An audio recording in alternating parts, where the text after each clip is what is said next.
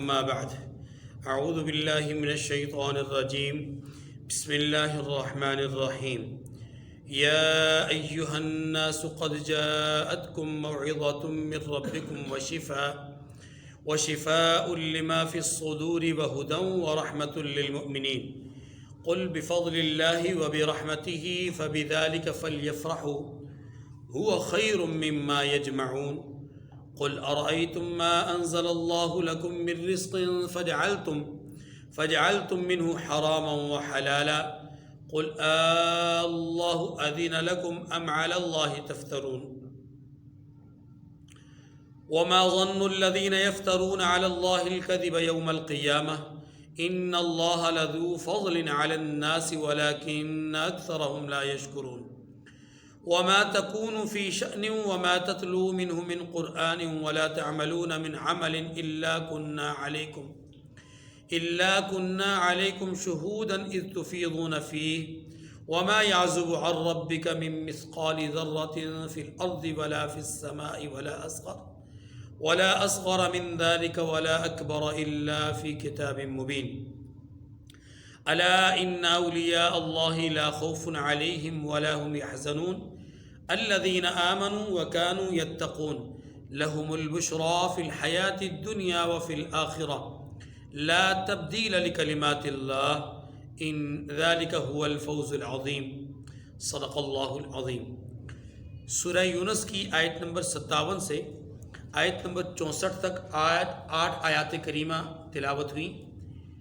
یہ آیات کریمہ قرآن مجید فرقان حمید کی عظمت شان، حقانیت اور اس کے مقاصد علیہ کے بیان کرنے کے لیے بہت ہی زبردست، جامع اور مانع آیات ہیں۔ ان آیات کریمہ میں اللہ تعالیٰ نے جہاں قرآن مجید کی عظمت شان کو بیان کیا ہے، وہیں پر جو قرآن کے ماننے اور عمل کرنے والے لوگ ہیں ان کی عظمت اور شان کو بھی بیان کیا ہے۔ تو دو باتیں یہاں پر مجموعی طور پہ بیان ہوئیں، قرآن اور حاملین قرآن کی عظمت۔ تو قرآن کی عظمت کو قرآن پاک نے ان آیات کریمہ میں آیت نمبر 57 کے اندر یوں بیان فرمایا کہ یا ایھا الناس قد جاءتکم موعظۃ من ربکم وشفاء لما فی الصدور وہدی ورحمۃ للمؤمنین۔ پہلے ترجمہ دیکھ لیجئے۔ فرمایا اے لوگو، تمہارے پاس اللہ کی طرف سے نصیحت اور دلوں کی بیماری کی شفا اور مومنوں کے لیے ہدایت اور رحمت آ پہنچی ہے۔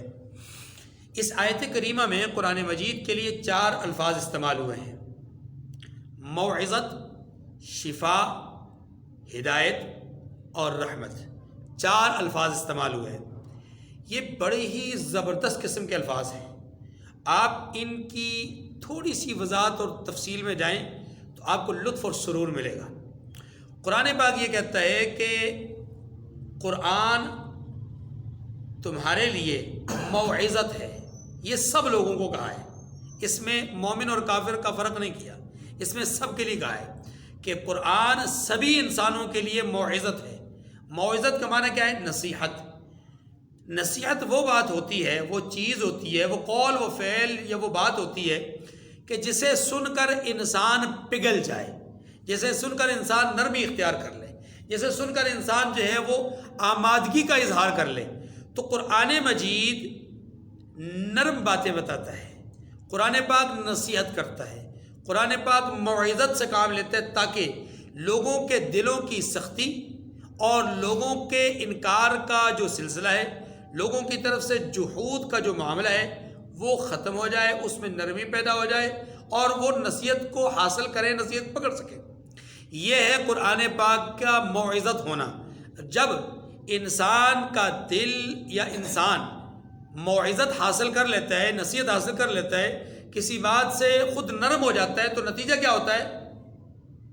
اس کا دل اس گندگی سے، اس سختی سے، اس غلاظت سے جس میں وہ رچ بس گیا ہوتا ہے، اس سے پاکیزہ ہونا شروع ہو جاتا ہے۔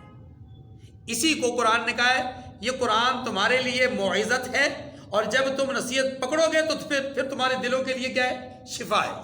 پھر تمہارے دل اس سے کیا کریں گے؟ پاکیزگی حاصل کریں گے. اس سے تمہارے دلوں کی بیماری دور ہوگی. اس سے تمہارے دلوں کا جو ٹیڑھ پن ہے، جو کجی ہے، وہ درستگی کی طرف جائے گی.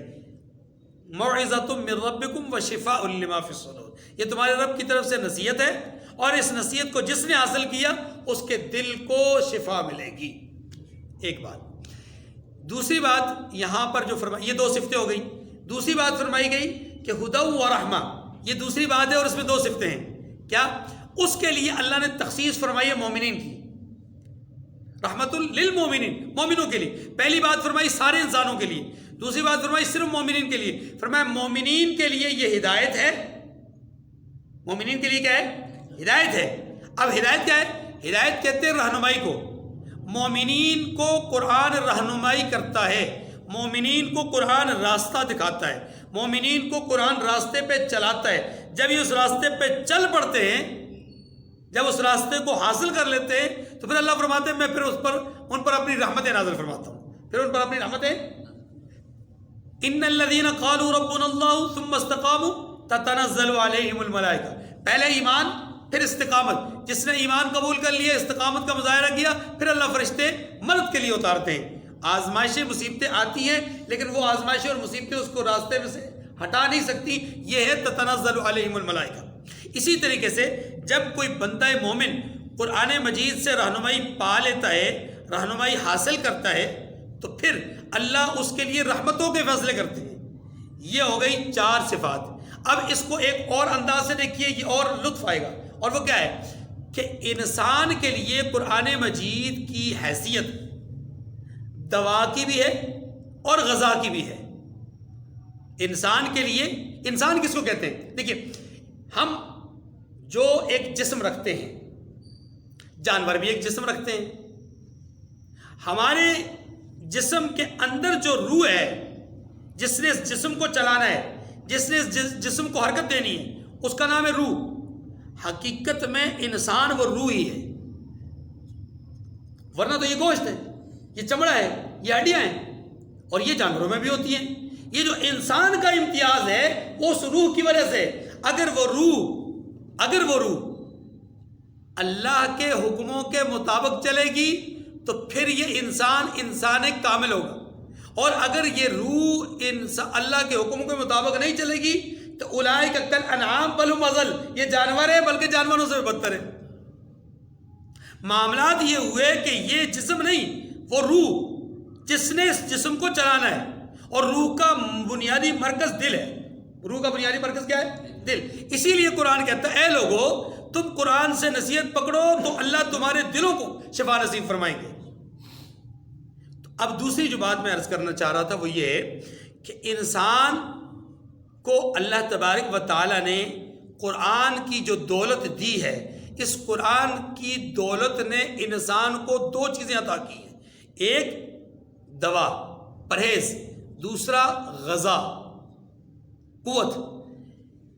پہلے جملے میں یا ایھا الناس قد جاءتکم موعظۃ من ربکم وشفاء لما فی الصدور، یا آپ غور کریں تو قرآن کو بطور پرہیز بیان کیا گیا ہے، قرآن کو بطور دوا بیان کیا گیا ہے کہ یہ قرآن تمہارے لیے پرہیز ہے، یہ قرآن تمہارے لیے دعا ہے. دوا جس کو ہوتے ہیں، ٹھیک ہے، کہ اگر تم دوائی استعمال کرو گے تو تمہاری بیماریوں کے دور ہونے کا جو ہے وہ امکان موجود ہے. اگر تم پرہیز کرو گے تو تمہاری بیماری کے ختم ہونے کا امکان موجود ہے، کہ بیماریاں ختم ہو جائیں گی اگر پرہیز کرو گے، اگر دوائی استعمال کرو گے. پھر فرمایا اگر تم غذا استعمال کرو گے تو قوت ملے گی. بیماری ختم ہونا یہ الگ ایک طلب ہے، لیکن اس کے ساتھ ساتھ جسم کے اندر سے جو کمزوری، قوت جو ختم ہو گئی، کمزوری پیدا ہو گئی، اس کمزوری کو دور کرنا اور قوت پیدا کرنا یہ الگ چیز کی ڈیمانڈ ہے، الگ طلب ہے. تو گویا 2 طلبیں ہیں انسان کی. ایک یہ کہ جو موجود بیماری ہے وہ ختم ہو جائے، دوسرا یہ کہ جو زائل کمزوری ہے وہ واپس لوٹ آئے قوت. اللہ فرماتے ہیں کہ یہ قرآن تمہارے لیے دوا بھی ہے، تمہارے لیے غذا بھی ہے. کہ اگر تم گناہوں سے بچو گے، شرک کے گناہ سے، کفر کے گناہ سے، ارتداد کے گناہ سے، ان گناہوں سے بچو گے تو تمہارا دل کفر سے، کفر کی بیماری سے پاک ہو جائے گا۔ اب جب تمہارا دل کفر کی بیماری سے پاک ہو جائے گا، پھر تم اس کے لیے قوت حاصل کرو۔ کس چیز سے؟ اس قرآن کی آیات ہدایت سے، کہ آیات ہدایت کو تم پڑھو، رہنمائی والی آیات کو پڑھو، اور پڑھ کر کے تم اس سے ہدایت پاؤ، اور ہدایت پا کر کے پھر تم اللہ کی رحمت کو حاصل کر سکو گے۔ یہ ایک دوسرا انداز ہے کہ یہ آیات دوا بھی ہیں اور آیات غذا بھی ہیں۔ اب تیسری بات اور آخری بات سمجھ لیجیے، پھر اگلی آیت پر۔ قرآن مجید کو اللہ نے شفاء لما فی الصدور فرمایا کہ یہ دلوں کی بیماری کے لیے شفا کا ذریعہ ہے۔ اس نے قرآن پاک کے مقصد علیہ کو بیان کیا ہے۔ اب ذرا سمجھیے گا، قرآن مجید شفا ہے۔ کس طرح کی شفا ہے؟ کس طرح کی چیز سے شفا ہے؟ تو دیکھیے، انسان کو دو طرح کی بیماریاں لگتی ہیں، ایک جسمانی بیماری اور دوسرا روحانی بیماری۔ قرآن کا مقصد نزول جسمانی بیماریوں کا شفا نہیں ہے، یہ بات سمجھیے گا، مقصد نزول نہیں ہے۔ ہاں، قرآن پاک کا ایک فائدہ ہے یہ ضرور، لیکن مقصد نزول یہ نہیں ہے۔ مقصد نزول وہ ہے جو آیت کریمہ میں بیان ہوا ہے، اور وہ کیا ہے؟ شفاء لما فی الصدور،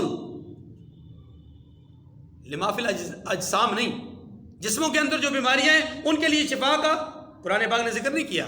شفاء لما فی الصدور، جو دلوں کے اندر بیماریاں ہیں، دلوں کے اندر بیماریاں کیا ہے؟ کفر کی ہے، نفاق کی ہے، ارتداد کی ہے، حسد کی ہے، کینہ کی ہے، بغض کی ہے، ہاں جی، اور یہ عداوتیں، یہ دشمنیاں، یہ نفرتیں، یہ بیماریاں ہیں، قدورتیں، یہ بیماریاں ہیں۔ فرمایا ان بیماریوں سے شفا کا ذریعہ ہے۔ وہ قرآن مجید کے نزول کا مقصد دلوں کی پاکیزگی ہے۔ ہاں، البتہ قرآن مجید کی آیات سے تجربے کی بنیاد پر بعض آیات کو بعض بیماریوں میں شفا یابی کے لیے بطور تجربہ بزرگوں نے پڑھا اور شفا مل گئی، تو ان آیات کو مجرب آیات کہا گیا کہ یہ مجرب آیات ہیں، یہ اللہ کی طرف سے بیان کردہ اس مقصد کے لیے نہیں ہے۔ مثلا کسی آدمی کے سر پہ درد ہو رہی ہو تو وہ پڑھے سورہ واقعہ کی آیت، لا یصدعون عنہا ولا ینزفون، 33 بار پڑھے۔ اپنے سر پہ درد ہو رہی ہو تو 33 بار پڑھ کے ہاتھ پہ پھونک مارے اور سر پہ پھیر دے، انشاءاللہ شفا ملے گی۔ اور اگر کسی اور کے سر پہ درد ہو رہی ہو تو 11 دفعہ پڑھے، اس کے سر پہ پھونک مارے اور اس سے کہے کہ سر سے ہاتھ ہٹا دو، پھر اس کو کہے سر پہ ہاتھ رکھے اور پھر 11 دفعہ پڑھے، پھر سر پھونک مارے، ہاتھ ہٹوا دے، اور پھر تیسری دفعہ 11 دفعہ پڑھے اور سر پہ پھونک مار دے، یوں 33 مرتبہ کسی اور کے سر پہ بھی پھونک مارے گا، انشاءاللہ شفا ملے گی۔ آنکھ کی بیماری ہے، فکشفنا عنک غطاءک فبصرک اليوم حدید۔ اگر کسی کو اس طرح کا مغز ہو کہ جو نظر بندی کا ہے یا دوسرا ہے، اس کے لیے افحسبتم انما خلقناکم، یہ آیات کریمہ پڑھے۔ مختلف آیات کو مختلف اوراد اور وظائف کے اعتبار سے مجرب قرار دیا گیا ہے، لیکن یہ ظاہری طور پر قرآن کے نزول کا مقصد نہیں ہے۔ نزول قرآن کا مقصد کیا ہے؟ دلوں کی بیماریوں کو دور کرنا، اور وہی یہاں پر بیان کیا گیا ہے۔ اب اگلی آیت، قل بفضل اللہ وبرحمتہ فبذلک فلیفرحوا هو خیر مما یجمعون، کہہ دیجئے کہ یہ کتاب اللہ کے فضل اور اس کی مہربانی سے نازل ہوئی ہے، تو چاہیے کہ لوگ اس سے خوش ہوں، یہ اس سے کہیں بہتر ہے جو وہ جمع کرتے ہیں۔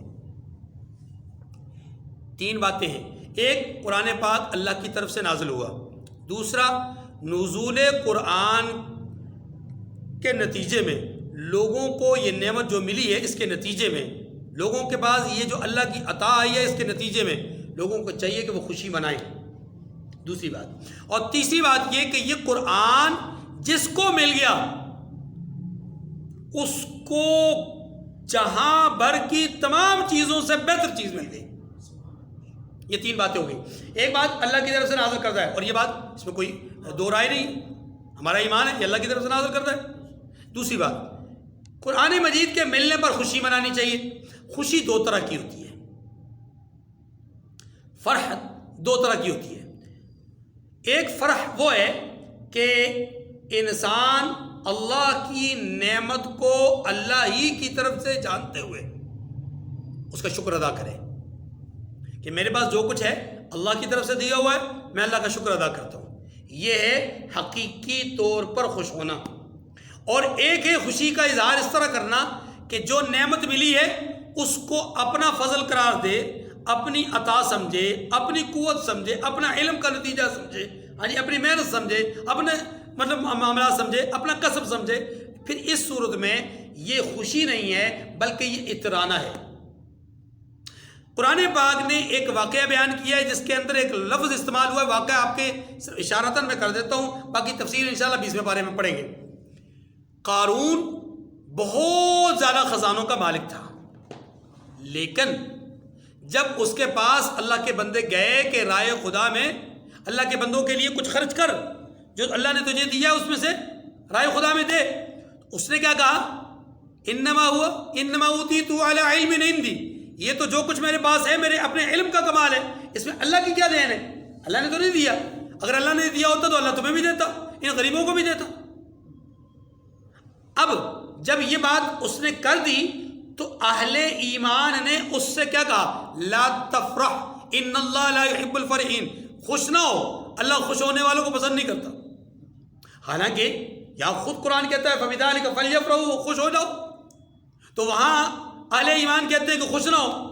اس کا مطلب یہ ہوا کہ وہاں خوشی اور معنی میں یا خوشی اور معنی میں، وہاں خوشی بمعنی اطرانا ہے اور یہاں خوشی بمعنی شکر ادا کرنا ہے۔ تو یاد رکھیے جب خوش ہو آدمی اس طور پر کہ اللہ کی نعمت سمجھے اور اس کو شکر ادا کرے تو پھر یہ خوشی حقیقتاً خوشی ہے۔ اور اگر خوشی ہو، خوشی کا اظہار کر رہا ہے، ناچ رہا ہے، گا رہا ہے، اور پگڑے ڈال رہا ہے، لیکن اللہ کی نافرمانی کر رہا ہے، اترا رہا ہے، غرور کر رہا ہے، غریبوں کو حقارت سے دیکھ رہا ہے، پھر یہ خوشی نہیں ہے، پھر یہ اترانا ہے۔ پھر یہ ایک بات تو یہ ہو گئی۔ اب دوسری بات، خوش ہونے کا معنی کیا ہے یہاں پر؟ خوش ہونا کس معنی میں ہے؟ تو میں نے عرض کیا کہ خوش ہونے کا معنی اور مفہوم یہاں پر یہی ہے کہ انسان اس نعمت کے ملنے پر اللہ کا شکر ادا کرے، اللہ کا شکر ادا کرے کہ یا اللہ تیرا شکر ہے اتنی بڑی دولت تو نے ہمیں عطا کی۔ قرآن کیا کہتا ہے؟ انا عرضنا الامانۃ علی السماوات والارض والجبال فابین ان یحملنها واشفقن منها۔ اللہ فرماتے ہیں ہم نے اس امانت کو یعنی قرآن پاک کو آسمانوں، زمین، پہاڑوں پر پیش کیا، فابین ان یحملنها، انہوں نے اس بوجھ کو اٹھانے سے انکار کر دیا۔ ہم نہیں اٹھا سکتے اس بوجھ کو، یہ بہت بڑا بوجھ ہے، بہت بڑا وزن ہے، بہت بڑا بوجھ ہے، ہم اس کو نہیں اٹھا سکتے۔ تو اللہ تبارک و تعالیٰ فرماتے ہیں وحملها الانسان، اس بوجھ کو اٹھایا انسان نے۔ اس بوجھ کو اٹھایا کس نے؟ تو گویا انسان نے اس بوجھ کو اٹھا کر کے اللہ کی طرف سے ایک امانت کو قبول کیا ہے، اللہ کی طرف سے ایک امانت کو قبول کیا ہے۔ اور جس آدمی نے امانت کو قبول کیا، یعنی جس مخلوق نے امانت کو قبول کر لیا ہے، اس مخلوق نے گویا کہ ایک سعادت مندی کا ثبوت دیا، نافرمانی نہیں کی، انکار نہیں کیا، انکار نہیں کیا کہ ہم نہیں اس امانت کو قبول کرتے، نہیں، امانت کو قبول کر لیا۔ اب امانت کو قبول کرنا سعادت ہے، لیکن اس سعادت پر قائم رہنا حقیقی سعادت ہے۔ قبول تو کر لیا، لیکن حقیقی سعادت کب ہوگی؟ جب اس کو حقیقتاً عمل درآمد میں اس کو اپنی زندگی میں لے کر آئے گا۔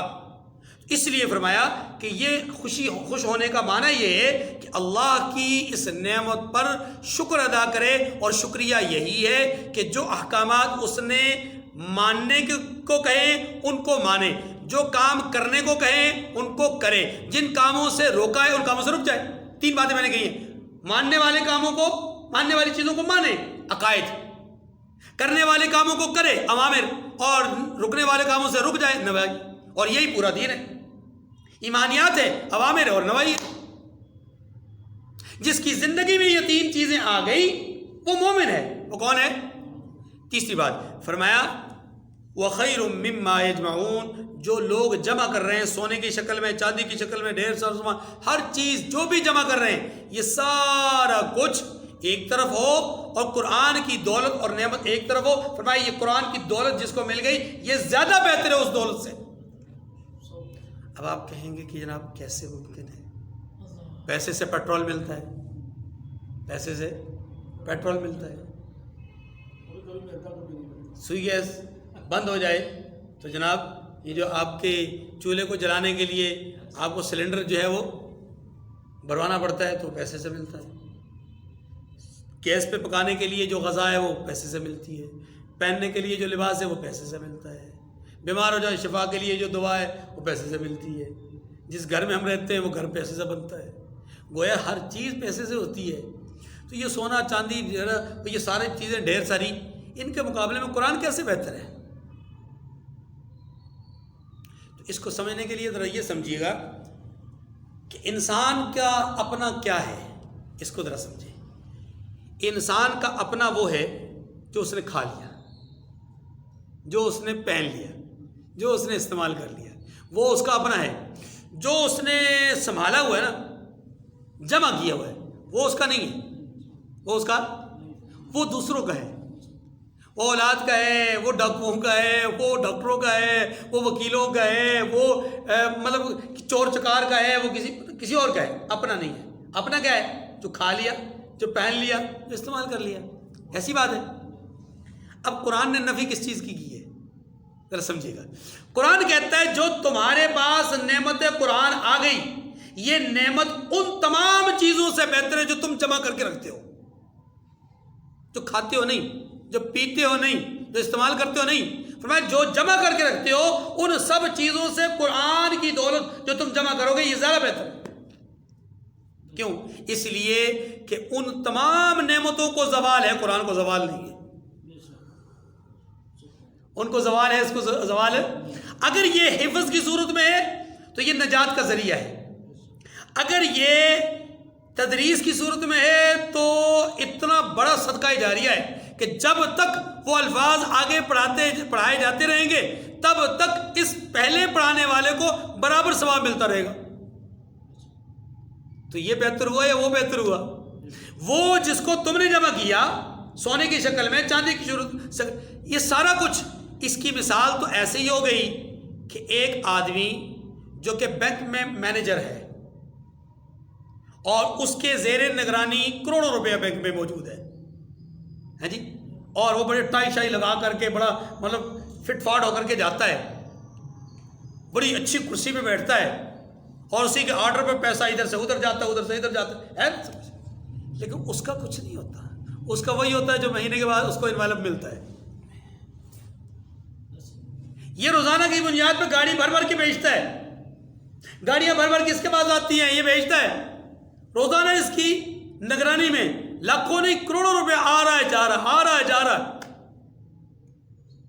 لیکن اگر یہ بیوقوف یہ کہے کہ جناب میں تو اتنے سرمایہ کا مالک ہوں، تو اس کو ساری دنیا بیوقوف کہے گی۔ نہیں یار، تیری تنخواہ مہینے کی 60,000 روپے، تو یہ 60 ہی ملتا ہے، بس ختم، اور وہ بھی اسی دن تک ملتا رہے گا جب تک تو یہاں پر موجود ہے، چوکیداری کر رہا ہے۔ جس دن تیری چوکیداری ختم اس دن تیری تنخواہ ختم، ہے کہ نہیں؟ عارضی ہے نا، اس کا نہیں ہے اپنا، وہ تو بینک کا ہے، وہ لوگوں کا ہے، وہ کسی بینک اپنا کسی کون سی فیکٹری کا ہے، کون سے ادارے کا ہے، کون سے علاقے لوگوں کا ہے، وہ الگ ہے۔ آپ کا وہی ہے جو آپ کو مہینے کے بعد انویلپ کی صورت میں ملتا ہے۔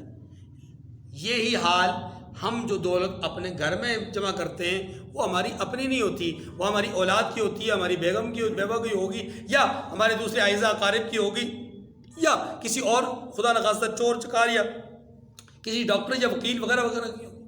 ہمارا کیا ہے؟ ہمارا یہ ہے خیرکم من تعلم القرآن وعلمہ، تم میں سے بہترین ہے وہ آدمی جو قرآن کو سیکھے اور سکھائے۔ اسی لیے قرآن نے کہا وہ خیر مما یجمعون، مما یکسبون نہیں کہا۔ یہ بھی ایک فرق ہے، کیونکہ کسب کمانے کو کہتے ہیں، قرآن کو کمایا نہیں جاتا، قرآن کو کمایا، قرآن کو تو جمع کیا جاتا ہے۔ جمع کیسے کیا جاتا ہے؟ پڑھنے کی صورت میں، یاد رکھنے کی صورت میں، عمل کرنے کی صورت میں۔ یہ قرآن کو جمع کرنا ہے، قرآن کو جمع کرنا ہے، اور قرآن کو آگے پھیلانے کی صورت میں یہ بھی قرآن کو جمع کرنا ہے کہ تبلیغ دین کے ذریعے سے، تبلیغ قرآن کے ذریعے سے، اشاعت قرآن کے ذریعے سے آپ نے قرآن کو جمع کیا رکھا۔ فرمایا یہ جمع کرنا اس تمام دولت سے بہتر ہے جو لوگ جمع کر رہے ہیں۔ تیسری آیت، قل ارائیتم ما انزل اللہ لکم من رزق فجعلتم منہ حراما وحلالا، کہہ دیجئے کہ بھلا دیکھو تو اللہ نے تمہارے لیے جو رزق نازل فرمایا تو تم نے اس میں سے بعض چیزوں کو حرام ٹھہرا دیا اور بعض کو حلال. قل اللہ اذن لکم ام علی اللہ تفترون. یہاں پر قل بمانا اس علیہ سوال کیجئے، پوچھئے ان سے کہ کیا اللہ نے تمہیں اس کام کا حکم دیا ہے یا تم اللہ پر افترا کرتے ہو. اس سے اشارہ ہے، آپ سورہ اپنا انعام میں پڑھ چکے کہ مشرکین بعض جانوروں کو اپنے لیے خاص کرتے تھے، بعض جانوروں میں اپنے ساتھ اپنی عورتوں کو بھی شریک کرتے تھے، بعض جانوروں کو بتوں کے لیے خاص کر دیتے تھے، بعض جانوروں کو وہ اس طور پر آزاد چھوڑ دیتے تھے کہ اس پر نہ سواری کرنی ہے، نہ اس کا گوشت کھانا ہے، نہ اس کا دودھ استعمال کرنا ہے. یہ گویا کہ ان کی اپنی تقسیم تھی. قرآن پاک نے وہاں پر بھی یہی کہا، قل اللہ اذن لکم ام علی اللہ تفترون. کیا تم اللہ پر جھوٹ باندھ رہے ہو یا اللہ نے تمہیں اجازت دے رکھی ہے اس بات کی؟ جب ایسا نہیں ہے کہ اللہ نے تمہیں اجازت دی ہے تو پھر تم اس کا مطلب یہ ہے کہ اللہ پر افترا باندھ رہے ہو کہ یہ اللہ نے تمہیں کہا ہے، حالانکہ اللہ نے تو نہیں کہا. اگر اللہ نے کہا ہوتا تو اس نے اپنے نبی کے ذریعے سے کہا ہوتا. تو وہ تو اپنے نبی کو کہہ رہا ہے کہ قل تعالوا اتل ما حرم علیکم، آؤ میں تمہیں بتلاؤں کہ حرام اللہ کی طرف سے حرام کردہ چیزیں کون کون سی ہیں. تو اس آیت کریمہ میں اسی طرف اشارہ ہے کہ جو لوگ اپنی مرضی سے، اپنی چاہت سے، اپنی منشا سے بعض حلال چیزوں کو حرام کرتے ہیں، اللہ نے ان کی مذمت بیان فرمائی ہے. بعض حلال چیزوں کو، بعض حرام چیزوں کو حلال کرتے ہیں، ان کی مذمت ہے. اب اس سے ایک اور طرف بھی اشارہ ہو گیا، اور وہ یہ ہے کہ مشرکین مکہ کے علاوہ یہود مدینہ میں جو رہبان تھے، جو بڑے بڑے ان کے اپنا علماء تھے، وہ اپنی مرضی سے چیزوں میں حلت اور حرمت کے فیصلے دیا کرتے تھے اور لوگ قبول کرتے تھے. اللہ نے ان کی بھی تردید فرمائی ہے، ان کی بھی تردید کہ اپنی مرضی سے کسی چیز کو حلال نہیں کرنا، اپنی مرضی سے کسی چیز کو. اب ایک مسئلہ ذہن میں سمجھ لیجئے کہ یہ جو فقہا کہتے ہیں کہ یہ حلال ہے، یہ حرام ہے، تو فقہا بھی تو وہی کام کر رہے ہیں جو وہاں رہبان کر رہے تھے. رہبان بھی تو یہی کہہ رہے تھے نا یہ حلال ہے یہ حرام ہے.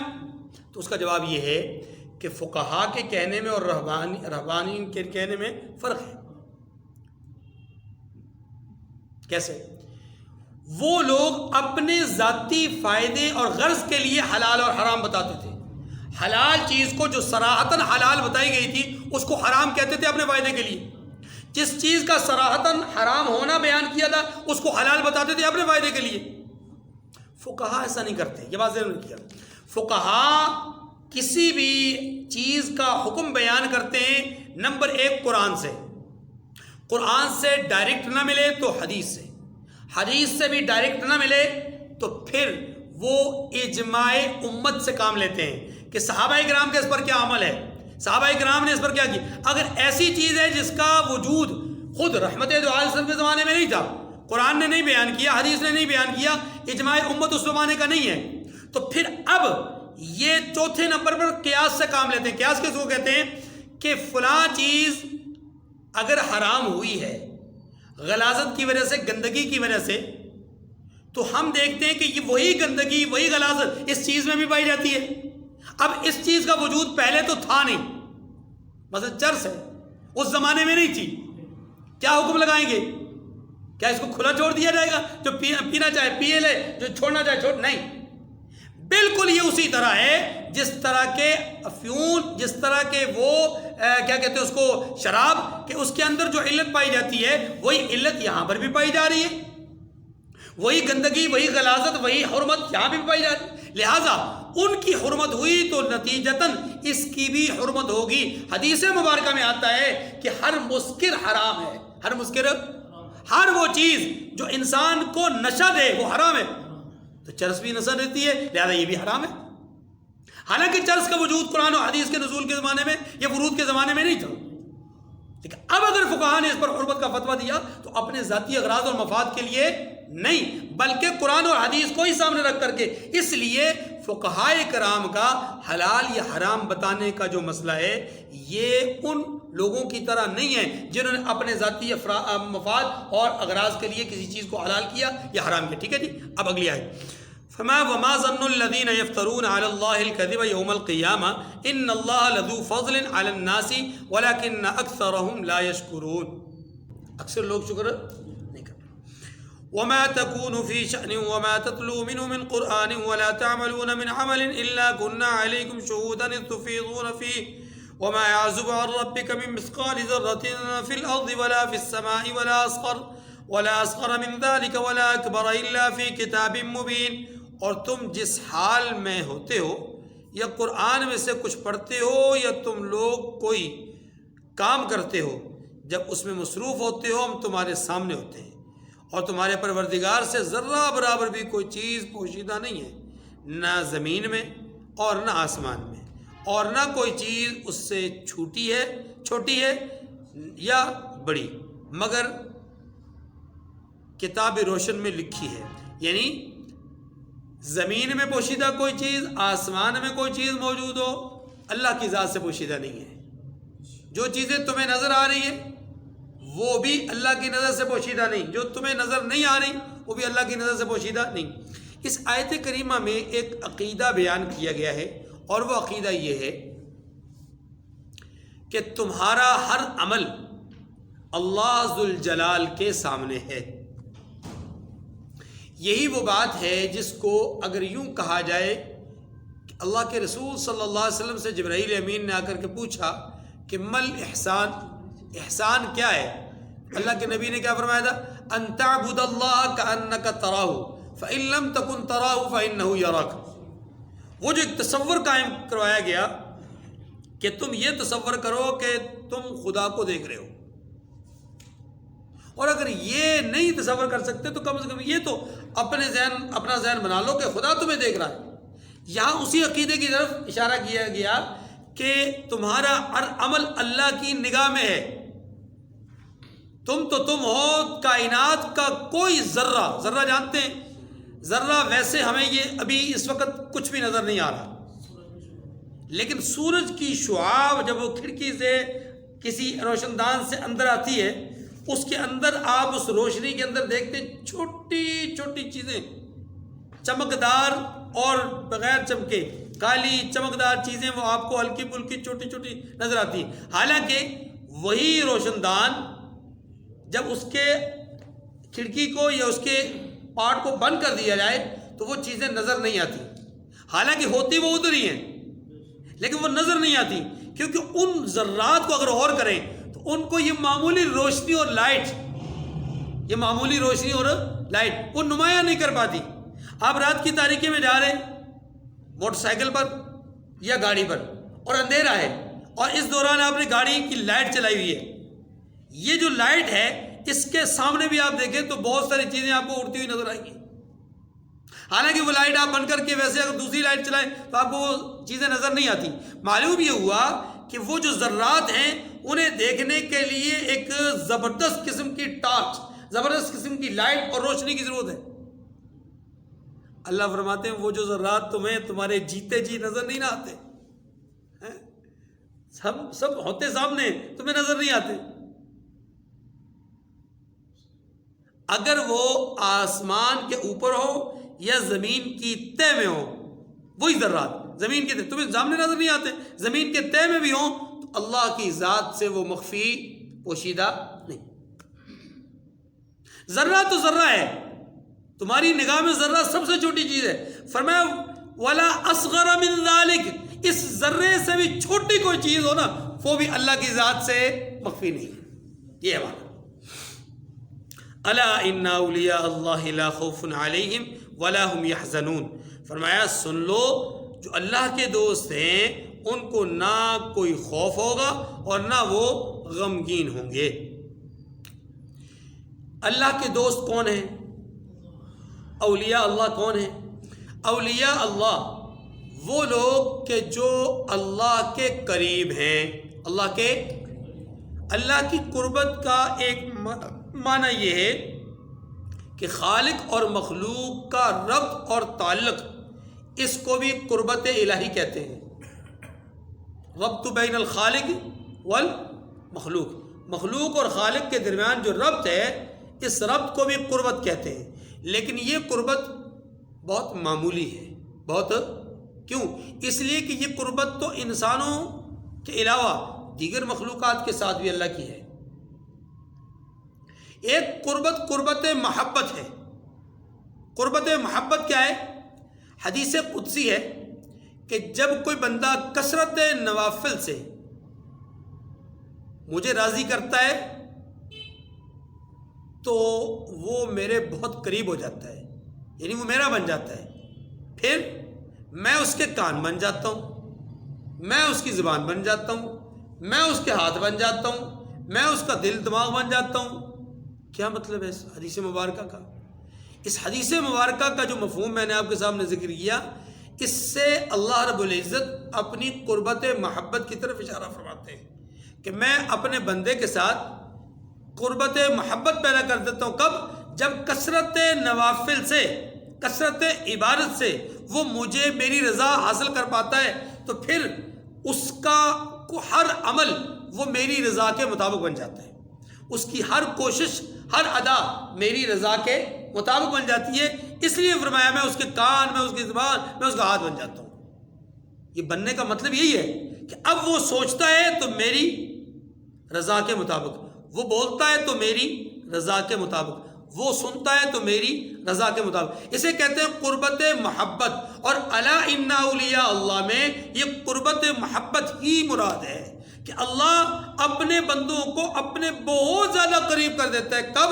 جب یہ کثرت عبادت اور کثرت نوافل اور زیادہ جو ہے وہ اللہ کو یاد کرنے کے نتیجے میں اللہ کے بہت قریب ہو جاتے ہیں تو پھر اللہ فرماتے ہیں کہ یہ میری قربت پا لیتے ہیں. وہ قربت خاصہ ہوتی ہے، وہ قربت. اچھا، پھر اس قربت کے بھی بہت درجات ہیں. جیسا کہ تقوی کے درجات ہیں، ایسے ہی قربت کے بھی بہت زیادہ درجات ہیں. ظاہر سی بات ہے، جس کی زیادہ عبادت میں لگن اور شغف اور ذوق ہوگا اس کی قربت اتنی زیادہ ہوگی. صالحین کی قربت اور ہے، شہداء کی قربت اور ہے، صدیقین کی قربت اور ہے، نبیین کی قربت اور ہے، امام الانبیاء کی قربت اور ہے. عسیٰ یبعثک ربک مقاما محمودا ورفعنا لک ذکرک. تو ہر ایک آدمی اور ہر ایک طبقے کے عبادت اور ریاضت کے مطابق اللہ کی طرف سے قربت کے فیصلے ہوتے ہیں. ایک بات تو یہ ہو گئی. دوسری بات یہ ہے، اللہ تعالیٰ فرماتے ہیں ان پر کوئی خوف اور کوئی حزن نہیں ہوگا. یہ حزن اور خوف کیا ہے؟ حزن کہتے ہیں جو انسان کی زندگی میں بیت گیا اس پر غمگین ہونے کو حزن کہتے ہیں، اور آنے والے وقت کے لحاظ سے جو پریشانی ہے اس پریشانی کو خوف کہتے ہیں. جیسا کہ پیٹرول کی قیمت اس وقت 250، تو آنے والے دنوں میں اندیشہ ہے کہ یہ 300 سے اوپر چلی جائے گی، تو یہ خوف لوگوں کو کھائے جا رہا ہے. اس وقت آٹے کا جو بحران نظر آ رہا ہے، آنے والے وقتوں میں بتایا یہ جاتا ہے کہ یہ بحران مزید بڑھے گا، تو لوگوں کو خوف کھائے جا رہا ہے. اس وقت جو ہمارا صنعتی سسٹم ہے وہ نظام مفلوج ہوتا ہوا نظر آ رہا ہے، لیکن آنے والے حالات بتلاتے ہیں کہ شاید اس سے زیادہ سختی ہوگی. تو یہ چیزیں انسان کو آنے والے وقت کے لحاظ سے خوف زدہ کر رہی ہیں. ایک آدمی کا بیٹا یا ایک آدمی کے گھر میں اس کا کوئی قریب ترین فرد دنیا سے چلا گیا، اب اس پر جو پریشانی ہے، اس کے جانے کا جو صدمہ ہے، اس کو حزن کہتے ہیں. اس کو اچھا، اس کا جو خلا پیدا ہو گیا اور اس سے جو نقصان کا اندیشہ آگے نظر آ رہا ہے، کیا کہ بیٹے کے جانے کے بعد میرا کمانے والا کوئی نہیں، یا والد کا سایہ اٹھنے کے بعد میرا کفیل اور کفالت کرنے والا کوئی نہیں. یہ جو غم اور خوف ہے، یہ جو غم ہے، اس غم کا نام خوف ہے کہ آنے والے وقت کے لحاظ سے. تو یوں سمجھیے کہ اللہ رب العزت فرماتے ہیں کہ یہ جو میرے قربت خاصہ پانے والے لوگ ہیں، ان کو ماضی کا کسی قسم کا کوئی غم نہیں ہوگا اور مستقبل کا کوئی اندیشہ نہیں ہوگا، کیونکہ بڑے ہی پاکیزہ اعمال کے ساتھ، اچھی کارکردگی کے ساتھ یہ میرے پاس آئیں گے. دو باتیں ہو گئی. اب دیکھیے، الا ان اولیاء اللہ لا خوف علیہم ولا هم يحزنون. سن لو جو اللہ کے دوست ہیں ان کو نہ کوئی خوف ہوگا اور نہ ہی وہ غمگین ہوں گے. الذین آمنوا وکانوا یتقون. یہ کون لوگ ہیں؟ قرآن پاک نے اس کا تعارف یوں کیا ہے کہ وہ لوگ اللہ کے ولی ہیں جو ایمان لائے اور پرہیزگار رہے. ایمان لائے اور ایمان لانا یہ بذات خود ایک ولایت الہی ہے. اللہ کی قربت کا ایک ذریعہ ہے. دیکھیں نا، میں نے عرض کیا کہ اس کے درجات ہیں. ایک قربت عامہ ہے، وہ سب کے لیے ہے، وہ کافر کے لیے بھی ہے، مومن کے لیے بھی ہے، جانور کے لیے بھی ہے، انسان کے تمام حیوانات کے لیے. ایک قربت خاصہ ہے، یہ اللہ رب العزت جسے اپنا بنا لیتے ہیں وہ قربت خاصہ ہے. یہاں وہی ولایت الہی مراد ہے، لیکن اس ولایت الہی کا ادنا ترین درجہ کیا ہے؟ ایمان لانا. پھر ایمان لانے کے بعد احکامات الہی کو ماننا، جو کرنے والے کام ہیں ان کو کرنا اور جو چھوڑنے والے کام ہیں ان کو چھوڑنا. یہ ہے تقویٰ. یہ کیا ہے؟ اس تقوی کی بنیاد اور اس تقوی کی ابتدا یہاں سے ہو رہی ہے، اور یہ آگے بڑھتے بڑھتے بڑھتے بڑھتے بڑھتے بڑھتے پھر اس درجے پہ پہنچ جاتی ہے کہ میں اس کا کان بن جاتا ہوں، میں اس کی آنکھ بن جاتا ہوں. ٹھیک ہے. لہم البشریٰ فی الحیات الدنیا وفی الآخرہ لا تبدیل لکلمات اللہ ذلک هو الفوز العظیم. ان کے رہنے کے لیے دنیا کی زندگی میں بشارت ہے، اللہ اکبر، اور آخرت میں بھی.